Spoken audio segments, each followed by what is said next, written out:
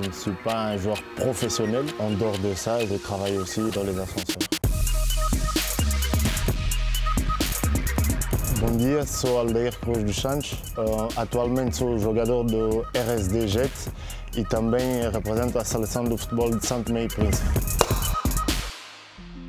À l'époque, j'étais ici au RSD Jet et les clubs étaient aussi en première provinciale ou deuxième provinciale. Sao Tomé, à l'époque, ils avaient juste un joueur qui est professionnel jusqu'aujourd'hui, c'est l'attaquant Luis Leal. Ils ont voulu un peu évoluer comme toute équipe africaine. Ils ont voulu aller recruter un peu les joueurs qui évoluent dans la diaspora. Ils ont envoyé un visionneur qui est venu voir mes matchs, mes entraînements. C'est ainsi que j'ai été avec eux, j'ai fait les stages. Depuis là, je suis en sélection jusqu'aujourd'hui. Les styles de jeu, je dirais que c'est plutôt technique et rapide. On a Luis Leal qui a joué l'Europa League et puis il y a quelques joueurs qui ont déjà, quelques joueurs cadres qui sont très connus à Sao Tomé aussi.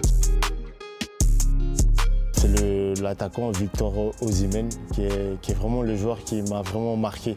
Moi, je trouvais que c'était un joueur vraiment impressionnant. Dans tous ses gestes, contrôle orienté, ses courses, ça se voyait vraiment que le joueur, c'est un joueur qui évolue à haut niveau. Il avait une facilité d'aller vers le goal et il ratait rarement. Ils ne font pas du tout déjà de la même façon. Pourquoi? Parce que ce genre de joueur, il faut anticiper déjà. Parce qu'on sait très bien qu'une fois qu'il contrôle et qu'il oriente son jeu vers le goal, on ne va certainement pas le rattraper. Donc il faut soit jouer à l'anticipation ou reculer, à attendre un appui d'un coéquipier. Mon meilleur souvenir, c'était en 2019. Pourquoi? Parce qu'on a pu encore jouer le match à Sao Tomé. Ce match, il était un peu spécial pour moi parce qu'il y avait beaucoup de membres de ma famille qui étaient dans le stade et c'était devant nos supporters. Independência total, glorioso canto do povo. C'est mon grand rêve, c'est de jouer aller à la CAN avec Sao Tomé. Au niveau des joueurs, je pense qu'on les a les joueurs. Mais au niveau des structures organisation, ils doivent un peu mieux faire pour que ces rêves se concrétisent.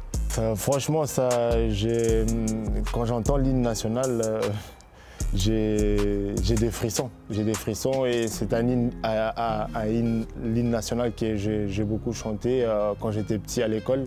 Je le connais, donc je le chante avec fierté.